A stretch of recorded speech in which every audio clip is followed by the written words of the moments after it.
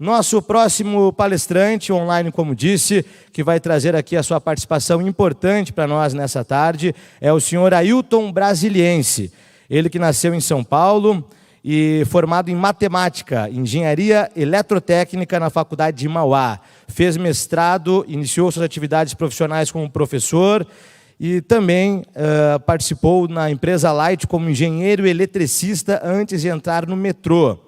Trabalhou em diversas áreas, tendo iniciado na área de planejamento em 94, foi superintendente de planejamento na CPTM, onde ficou até 95, quando ingressou na Secretaria de Transportes.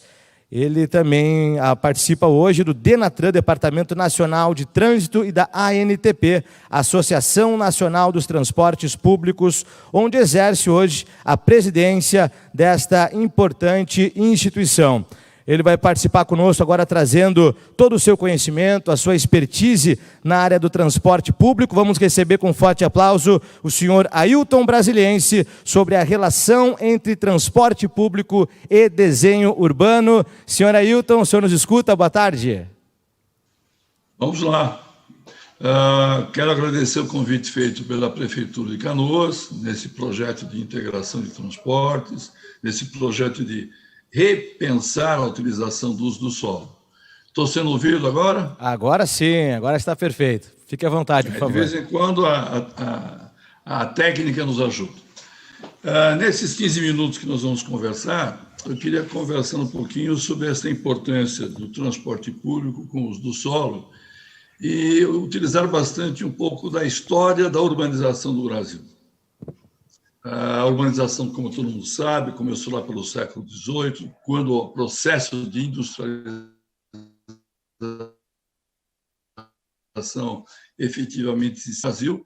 No século XIX, nós temos uma expansão grande. Para ter uma ideia, em 1872, numa estimativa, a cidade de São Paulo tinha 25 mil habitantes. Aí acontece uma série de fatores aqui na América do Sul, no Brasil, entre o processo de industrialização, entre o café, entre a Guerra do Paraguai, entre uma série de fatores, fez que aquele vilarejo, uma cidade pequenininha, de 15ª cidade em população, provavelmente, chegasse em 1900 com 200 mil habitantes e, de repente, já era a segunda maior cidade do Brasil. Bom, o que aconteceu aí? O processo de industrialização e o processo de urbanização, eles andaram juntos. E junto com eles, o transporte público. Ou seja, a cidade de São Paulo, de 1900, com 200 mil habitantes, chega em 1940, apenas 40 anos depois, com uma população 7 vezes maior, mas toda ela montada em cima de uma rede de trilhos, de bondes e de trens. Os trens que começaram com o Barão de Mauá no final do século XIX e os bondes que começaram no século XX. Ou seja, esta cidade de 1.400.000, extremamente densa, com tempos de viagens por volta de 10 minutos. Boa parte dos deslocamentos eram feitos a pé ou por bicicleta, ou seja o que for. À medida que a cidade se espalha, à medida que a cidade cresce, o poder público perde o poder de fazer o planejamento urbano, de discutir o uso do solo. E essa cidade começa a se espalhar tremendamente. Eu vou pegar apenas os últimos 2 dados que eu vou usar. Vai ser de 1950, quando São Paulo tem 2.200.000 habitantes e ocupa uma área de por volta de 250 km², com aquilo que tem hoje, né? São 12 milhões, um crescimento na ordem de 6, 7 vezes, uma área que multiplicou muito mais do que isso, uma área que cresceu não respeitando os limites dos rios, cresceu por cima de morros, que é por onde o crescimento acaba sendo, por fatores econômicos, muito mais caro, e, principalmente, criou uma região de colocação, de recolocação das pessoas de baixa renda o mais distante possível. Ou seja, o problema da tarifa do transporte público no Brasil, eu estou pegando São Paulo como referência, mas isso vale para Porto Alegre, vale para Florianópolis, vale para Rio Grande, vale para Caxias e vale para Canoas, né? À medida que o poder público perde o poder de organizar a cidade, ele faz com que as distâncias fiquem enormes, faz com que um transporte agora, seja ele qual for, venha a ser oferecido, E esta relação acaba fazendo com que parte dessa população acabe tendo dificuldades para o uso de um sistema que pode permitir a aproximação de serviços e onde existir a indústria, ou seja lá como for. Houve, então, uma perda de qualidade de vida ao longo do tempo, não por conta só da população, mas por conta da falta de planejamento urbano. O professor Antônio Clóvis, que é professor da Universidade Federal de São Carlos, por volta do final do século XX, fez uma avaliação da cidade de Araraquara, uma cidade que agora, infelizmente, entrou em destaque por conta da pandemia, em 1990, e a sua tarifa. E ele fez, então, o redesenho da cidade. Ele buscou um loteamento térreo, moradias térreas, e colocou em locais centrais vazios. Ele não verticalizou a cidade, ele apenas adensou a cidade. E nesse estudo do professor Antônio Clóvis, a tarifa, agora nesse novo desenho, pôde cair da ordem de 40%. Isso para ter uma ideia de quanto que a falta de planejamento urbano, deixar com que a sociedade civil despreocupada com os custos gerais, com a qualidade da vida urbana, acaba trazendo como consequência um item importantíssimo, que é o tempo da viagem e o custo da viagem.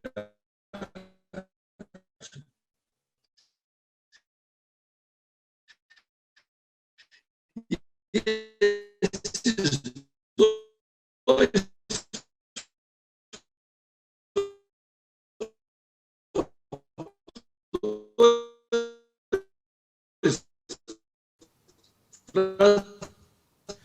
Senhor Ailton, perdão, desculpe a indelicadeza, ficou bem ruim a conexão. O senhor está me ouvindo? Deu bastante falha nas suas últimas frases. Vamos tentar mais uma vez esse encaminhamento. Estava muito bem, depois teve uma falha novamente na conexão. Você tem ideia mais ou menos onde é que parou? Está falando a relação do custo ali do transporte, né? Da tarifa. Tá bom. Isso. Eu acho que, não sei se cheguei a ser ouvido, quando foi feita uma avaliação pelo professor universitário, o Antônio Clóvis, na cidade de Araraquara, onde ele fez uma simulação de um redesenho urbano. Não verticalizou a cidade. Ele apenas adensou a cidade, a distância do centro da cidade, ele acomodou num terreno vazio. A mesma permitiu com que a tarifa pudesse ser reduzida por volta de 40%. Isso vale para qualquer cidade, né? Se vocês quiserem fazer uma experiência mais fácil, mais clara, podemos pegar a cidade de Curitiba, onde os eixos de transporte que foram montados em cima de perspectivas, onde moradia, comércio e serviços pudessem ser acessíveis em tempos pequenos, de tal forma que você tivesse uma qualificação da vida urbana e pudesse permitir deslocamentos menores, com menos poluição e menor probabilidade de acidente de trânsito. Se você quiser um exemplo de tamanho maior, você viaja a São Paulo, mas vem de helicóptero. Se você quiser saber aonde está o metrô, é fácil. É só você verificar onde você tem a maior concentração de verticalização. Está exatamente em cima das linhas de metrô e hoje também das linhas da Companhia Paulista de Trens Metropolitanos. A gente precisa identificar que São Paulo tem 130 quilômetros de trilhos em São Paulo. Então, esses 230, com a modernização da CPTM, está fazendo com que você tenha um redesenho urbano. E esse redesenho é em cima de moradia, comércio e serviços. O que eu quero deixar como uma mensagem nessa passagem curta e reiterar o meu agradecimento pelo convite a vocês de Canoas, é que os nossos urbanistas, ou melhor, os nossos prefeitos, por favor, considerem o redesenho da cidade, não para a sua administração que vai ocorrer nos próximos 4 anos, mas para 10, 15, 20 anos, fazendo com que interesses urbanos, ou melhor, esses interesses sociais de moradia, comércio e serviços, nas proximidades dos corredores de transporte. Você vai ganhar tempo de viagem, talvez para Canoas não seja muito importante, mas para vocês terem uma ideia, no outono e inverno de São Paulo, o número de pessoas internadas por problemas respiratórios e até pessoas que chegam a morrer é muito maior do que o número de acidentados no trânsito do Brasil, ou melhor, em São Paulo. E esses fatores, ainda mais hoje com uma pandemia que nós temos que nos preocupar mais, não sabemos o que vem pela frente, até por conta das mudanças que estamos fazendo na nossa natureza, né? A derrubada de florestas de forma inconsequente, e a forma de colocarmos uma frota de 100 milhões de veículos no Brasil, que pode ser muito importante para cada indivíduo, mas traz, junto com ele, uma poluição e, de novo, o congestionamento que alonga as viagens e desqualifica a vida urbana. A minha mensagem é esta, para os prefeitos, para a sociedade, para as universidades. É fundamental reconstruir as cidades em cima de novos parâmetros, redesenhar, adensar e qualificar a vida urbana. Isso é fundamental para que a gente possa ter, no nosso futuro imediato, no nosso futuro mais a médio prazo, cidades com qualidade de vida melhor, com ar mais puro, com menor número de viagens pelo transporte individual e para que a gente tenha também menos acidentes de trânsito. O Brasil se dá o luxo de gastar 100 bilhões de reais por ano em congestionamento de trânsito. Congestionamento não, em acidente de trânsito. E o acidente de trânsito ele é evitável.